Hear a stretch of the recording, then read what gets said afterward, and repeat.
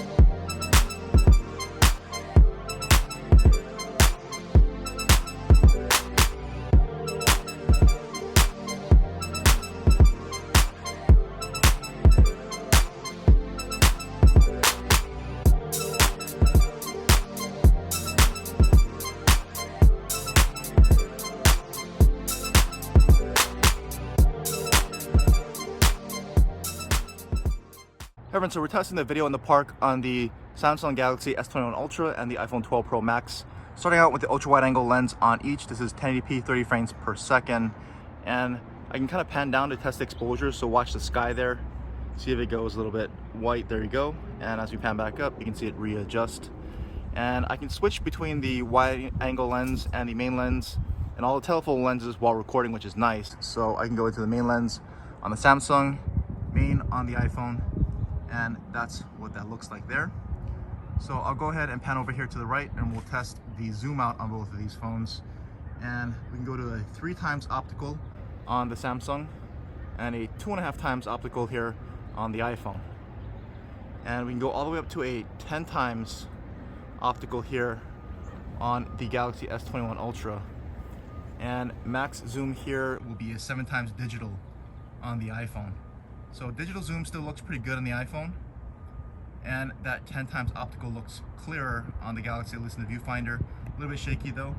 You can actually go all the way up to a 20x digital zoom here on the Ultra. So go ahead and back it out on both the main lens. First on the Galaxy and now on the iPhone. And we'll test the autofocus on each here, first with the Samsung. So there's the S21 Ultra, looks really nice. Really quick autofocus, really nice, really shallow depth of field, blurred out background there. One more time, and one last time on the S21, really nice. So iPhone now, iPhone also really quick and snappy autofocus. Not quite as a blurred out background because it's a smaller sensor, but still very nice there on the iPhone. We'll test stabilization as we walk down the stairs here, which should definitely be good here in 1080p on both, but do let me know what you're seeing and if you see any differences in the quality of the video or the stabilization here between these phones. And we'll stop here and we'll pan up into the sky and see how it handles the exposure here. Hey everyone, here we are with the same test in the park again with the S21 Ultra and the iPhone 12 Pro Max, this time at 4K, 30 frames per second. Again, starting with the ultra wide angle lens on each. As I pan up, and we'll pan down again to see what the exposure in the sky looks like. Pan back up and see it readjust. So I'll go ahead and move into the main angle lens on the S21 here and on the iPhone. So you can see what that lens looks like here in 4K. And we'll go ahead and pan up and pan over here to the right and test zoom again here, this time in 4K. So still 3x optical lens there on the iPhone, or sorry, on the Galaxy. 2.5x optical there on the iPhone. And we'll test the 10x optical lens there on the S21 Ultra. And still max 7x digital there on the iPhone. And we can go all the way up into a 20x digital still on the S21. Compare those. And we'll move out to the main lens on each, so on the iPhone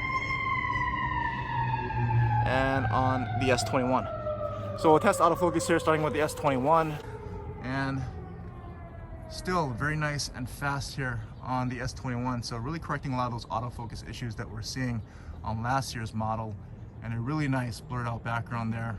We'll go with the iPhone now. So still really nice and snappy focus here from the iPhone. Looks really nice. So let's go ahead and do stabilization test here in 4K.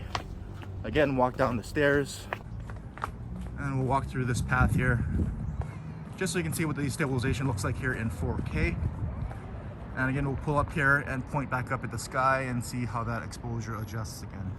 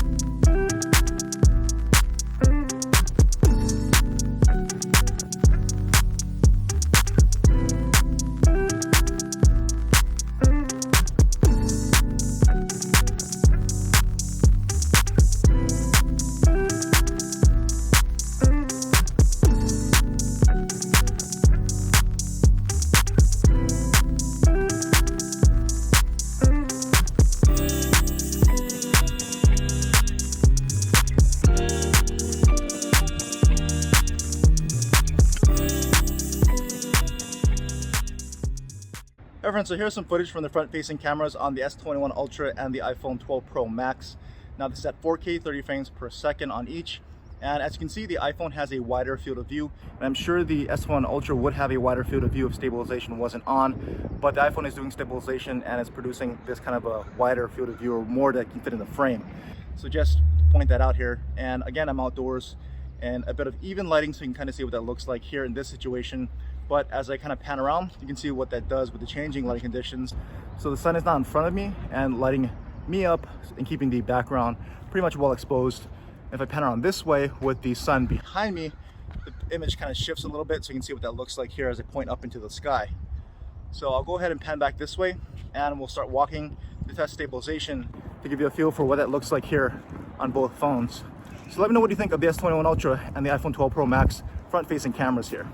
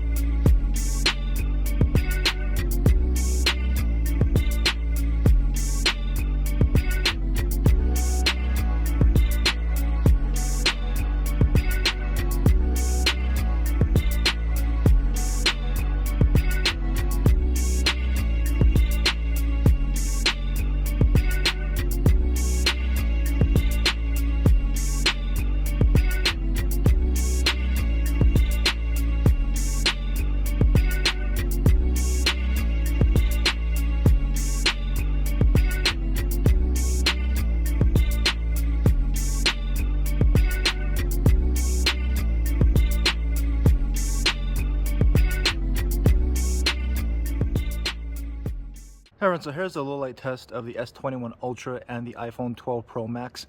Starting out with the ultra wide angle lens on each at 1080p here. The S21 at least looks brighter, at least from what I'm seeing in the viewfinder, but we'll see once we offload this footage. And I'll go ahead and point up at the sky and up at that bright street light to see how they're both handling that lens flare. And I can zoom in to the main angle lens on each. So there's the S21 and the iPhone. So you can see the iPhone got a bit brighter in the main angle versus the ultra wide there. And I'll pan around this way and we can test stabilization, as well as seeing how these cameras handle the transition from that pretty well lit area here to this much darker area that we're going to be walking over to. And also, as it gets darker, pay attention to any kind of micro jitters that you might see. That will tend to happen in low light. And still, at least in the viewfinder, the S21 is looking a bit brighter here. But again, that might be at the expense of some noise, so it just really depends on what kind of look you're going for here in low light video. And I'll pull up here, you can see I've just got these lights on the sidewalk, and if I pan up, you can see the night sky there. We've got some pretty good cloud cover tonight, which is unusual. And I'll pan over here to the left where there's a bit more light, so you can see what that looks like here in 1080p. Hey everyone, so we're back with the standard low light test, this time in 4K, 30 frames per second. Still with the ultra wide angle lens on each to start with. As I pan out this way, I'll pan back up to the sky again and into that bright street light so you can see what that looks like here. And I'll move into the main lens on each, so the S21 and on the iPhone. And the S21 does flare out those bright lights a bit more than I would like. And yes, they're very bright and most phones will do that. But the S21 Ultra for some reason is doing it more than most other phones, just to point that out. And again, we'll do our stabilization test as well as seeing how it looks in a much darker area. So in 4K, the footage should look a bit darker than what you're seeing in 1080p. That's pretty normal. And again, as you walk around the corner, it'll start to get darker. And again, the viewfinder, the S21, is looking brighter, but the iPhone is maintaining that more, I guess you could say, true to life, darker look.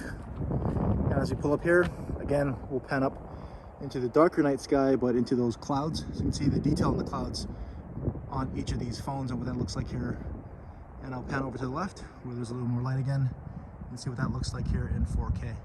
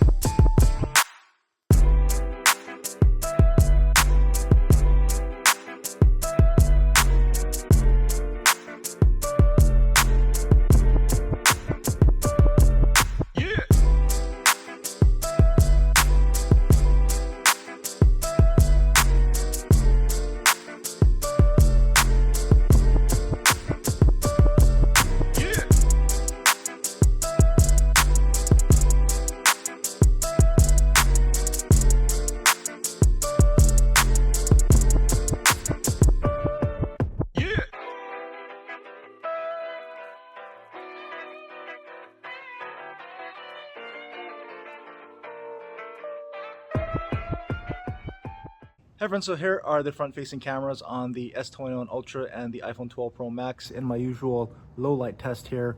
We're starting out with some pretty decent lighting around us, as you can see here, and that bright street light behind me. As you can see right there, you can see how that looks into these front-facing cameras. But I'll go ahead and start walking so we can test the stabilization, and you can compare them side by side here. And take notice, we're going to walk from this fairly well-lit area and move into a much little darker area here, I could say. So there's also gonna be a fountain here to my right, so we'll have that noise competing with the sound of my voice, so we can test the audio on each of these phones and how that does with that. As you can see here, it's a bit darker in this area, but I'll go ahead and pan around here so you can see a lot of the bright street lights behind me and how each of these phones are doing. And the iPhone seems to be handling that a little bit better, although the S21 Ultra is not too bad, not flaring them out all that bad. And I'll go ahead and back up here so you can see what it looks like again in this little bit darker area here. So let me know what you think about the front-facing cameras here in this low light test. Hey everyone, so here I are with the same low light test, this time at 4K, 30 frames per second on each of these front-facing cameras.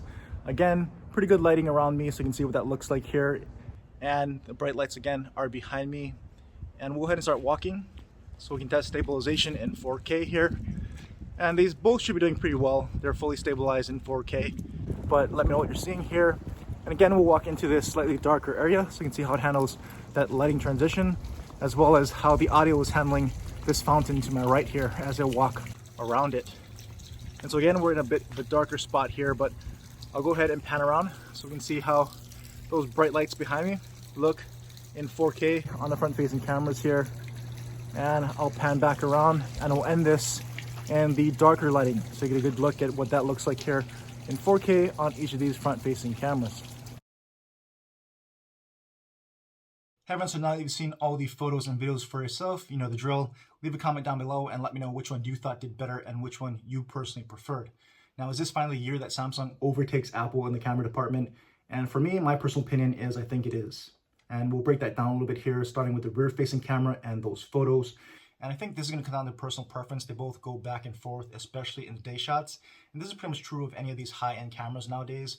But in my personal opinion, I think the iPhone is still boosting and saturating those colors a bit more. And that's a bit surprising because Samsung is really known for that. But I think this year in the S21 Ultra, they've dialed that back just a bit. It's still boosted, it is still saturated, but not quite as much as what the iPhone is doing. So overall, I think for the rear-facing photos, I personally prefer what the S21 Ultra is putting out, especially when it comes down to zoom. With zoom, there's really no contest. The S21 Ultra has those two telephoto cameras for both a 3 and 10 times optical zoom. And when we compare that to the iPhone zoomed in photos, it's really no context. The S21 Ultra comes out much clearer, much sharper compared to the iPhone. You can really see that digital sharpening going on. So overall, rear-facing cameras, for me personally, I'd go with the S21 Ultra.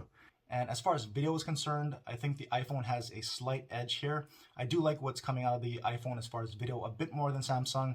I think the S21 Ultra has a little bit of over sharpening going on, but that's kind of splitting hairs a little bit. I think they're both pretty good, and I'm not sure that you're really gonna go wrong picking either for video, but I still think the iPhone has a slight edge there. Now, as for low light, I think they both go back and forth for photos and videos here as well. Even in its night mode, it's a toss-up in a lot of those photos. But in some of those photos, I think the iPhone does a better job of maintaining the darker colors, especially in the night sky. So for night mode and night photos, I would give the slight edge to the iPhone there.